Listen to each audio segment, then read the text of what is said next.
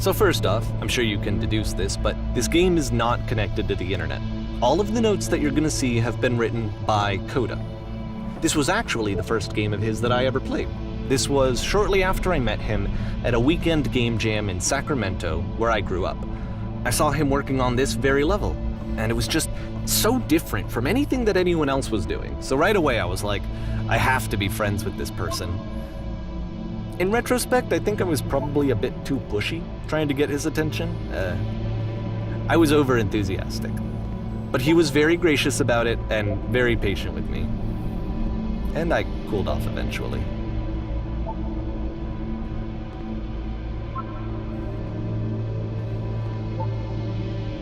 Oh, feel free to skip over any of these notes if they're not doing anything for you. Nothing extra is going to happen if you read all of them. Either way, to me they convey a sense of loneliness.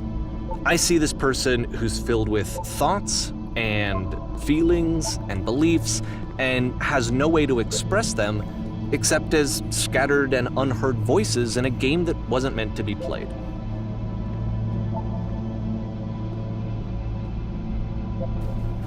But it's ironic, isn't it, that in playing this game and seeing how alone Coda often felt, that we get to know him better and actually kind of connect with him. And I have to be honest with you, this idea is really seductive to me, that I could just play someone's game and see the voices in their head and get to know them better and have to do less of the messy in-person socializing. I could just get to know you through your work.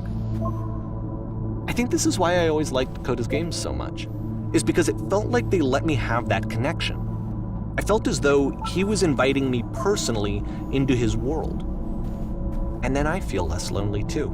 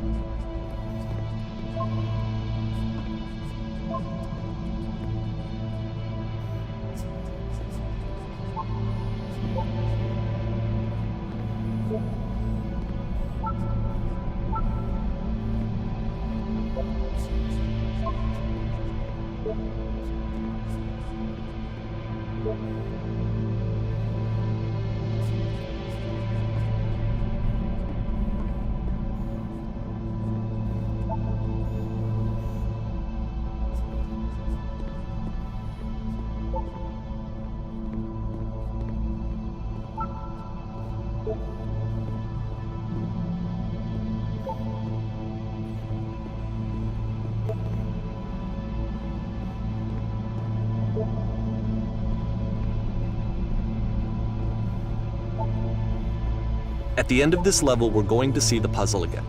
And here, I'll tell you what I think the puzzle means. Each of these games represents an idea that was on Coda's mind at the time that he was making it. And the puzzle is a way of closing the door on a previous chapter of his life before moving on to the next one.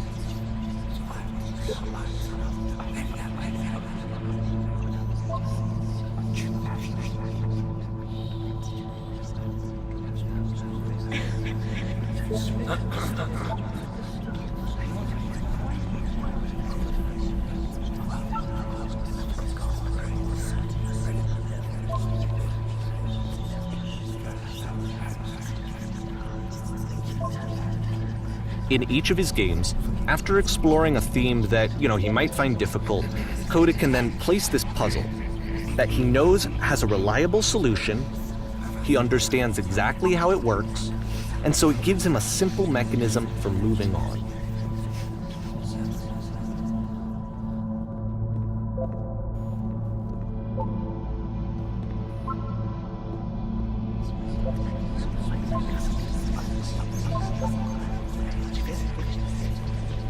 And because there's this dark area between the doors, a space between spaces, before you move on, you get to pause. Just for a moment, a few seconds to reflect on and let go of the events that led you here, to step back and connect the pieces together, to grasp at that elusive bigger picture.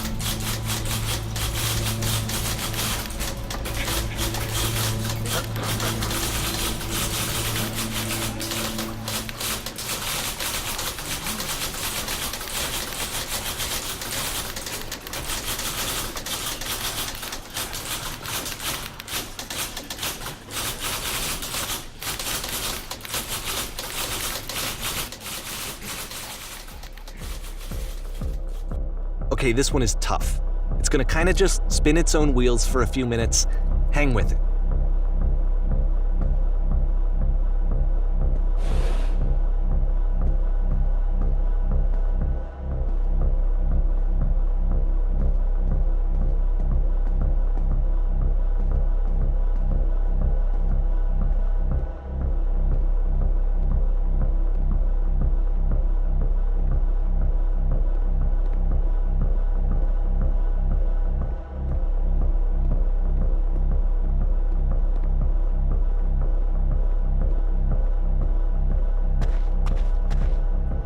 See, like, this is it.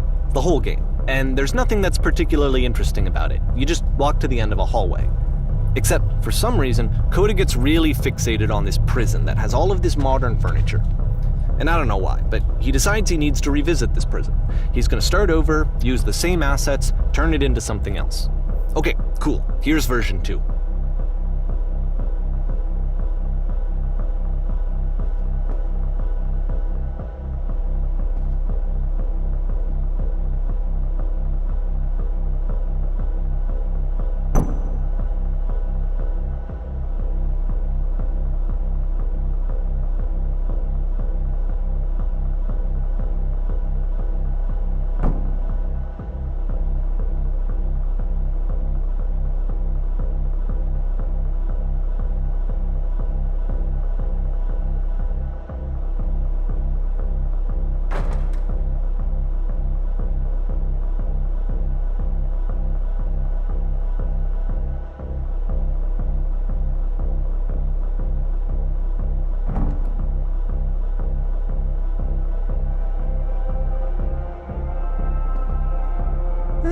There's a bit more to this one, but still it's not really communicating anything. It's kind of just weird for weirdness' sake.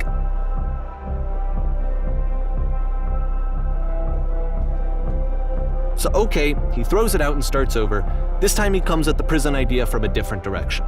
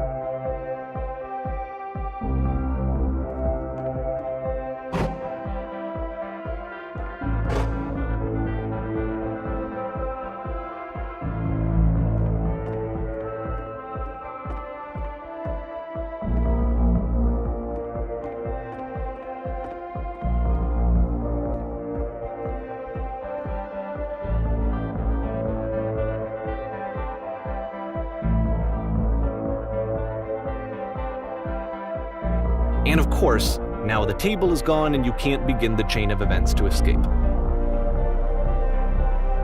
Here's a version where there are no bars, but you can't actually get to the well.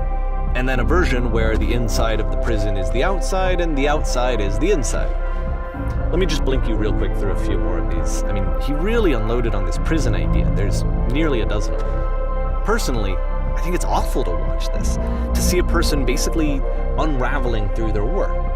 And for what? Like, at what point do you just go, maybe there are game ideas other than this prison that I could be working on? But Coda doesn't have that voice telling you to stop, that particular mechanism of defense against yourself. Without it, you just spiral. And so he keeps going and going and going and going and going, and then he hits on something. And he likes it. And that's it. He's done. He stops making prisons. This is the very last version of the prison game that he created, and the reason I think it works is that the prison is not actually in it.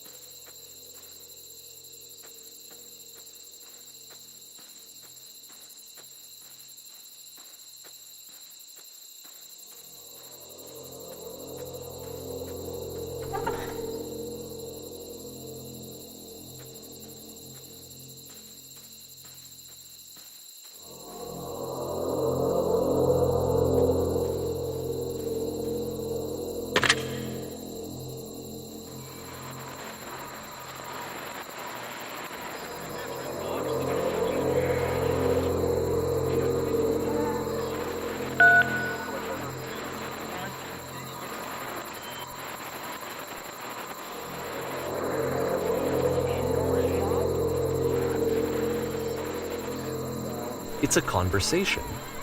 And so this is what Coda wants, is to be able to talk to someone, to share what's on his mind, and to get some good advice from someone who knows. But the irony is that even in this scenario, you're still talking to yourself. You know, all of these games so far are Coda talking to himself.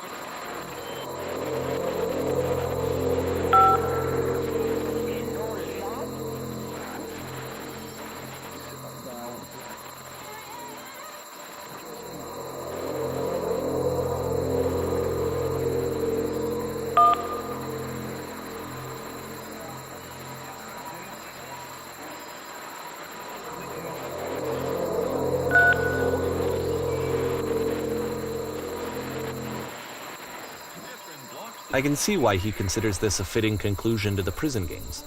After all of the obsession and frustration, just to be told by someone you can trust that things are going to be okay. Wouldn't that be nice?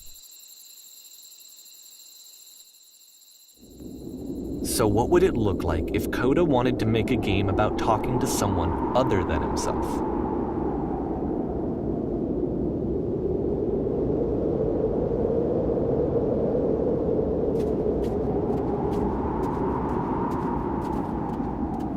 To me, this environment is meant to represent Coda's puzzle, with the two doors on either side and a dark transitional space between.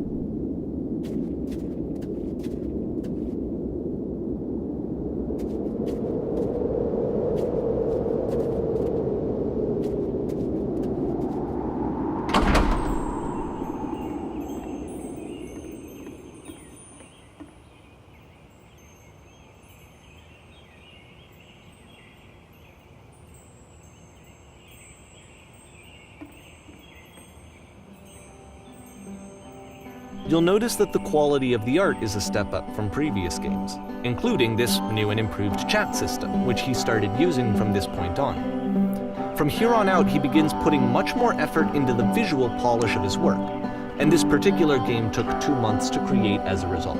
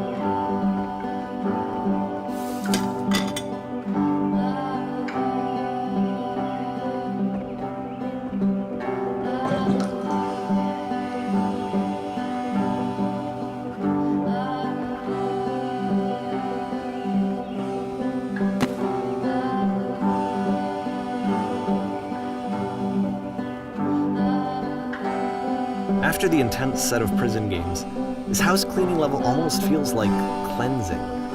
It's the moment after a particularly difficult or traumatic experience where you just need to let it sit and digest inside of you, and eventually cohere into something meaningful.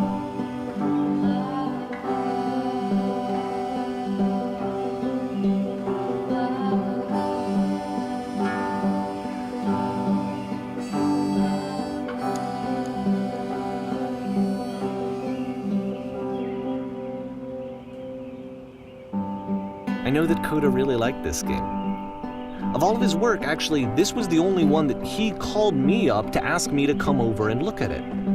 This was during a period of a few months where he was like grossly happy all the time, just walked around with a constant smile on his face.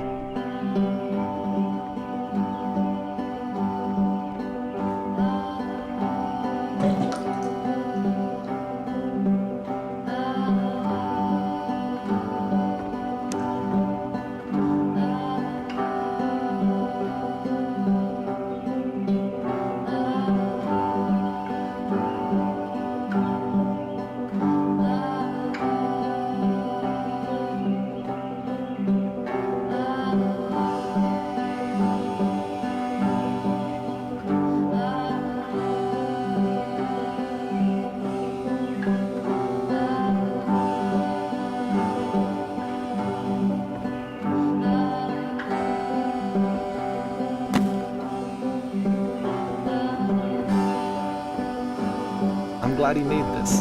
I'm glad he found some peace.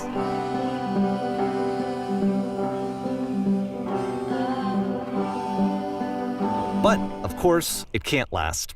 The music stops, your companion is gone, it's time to leave. The door at the top of the hill is now open as well. Again, you can't stay in the dark space for too long. You just can't. You have to keep moving. It's how you stay alive.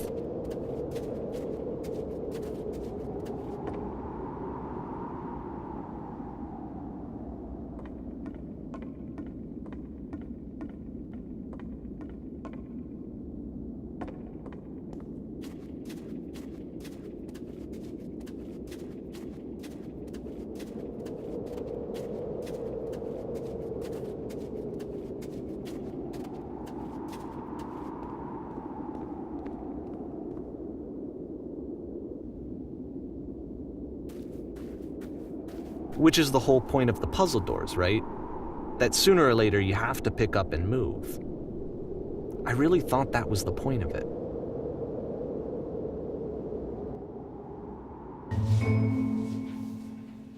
This one gets a bit goofy.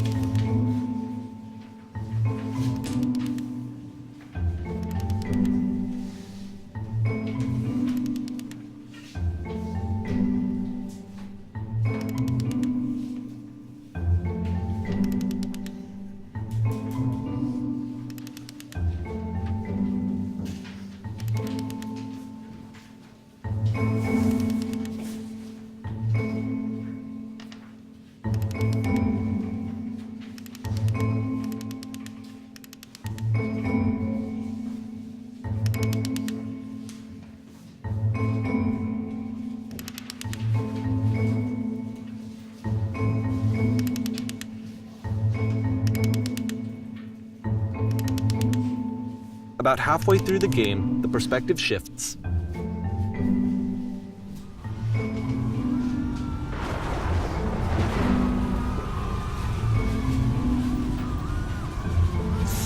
And you play as the teacher. And suddenly, you discover that your teacher is just as bigoted and afraid as you are.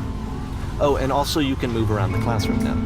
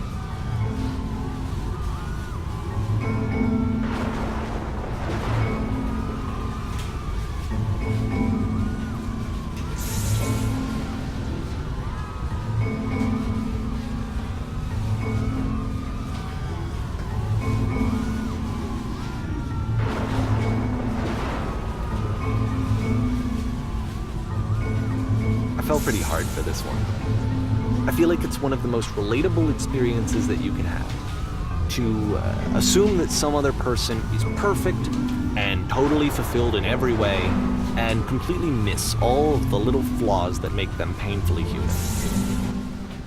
I think about this game a lot these days.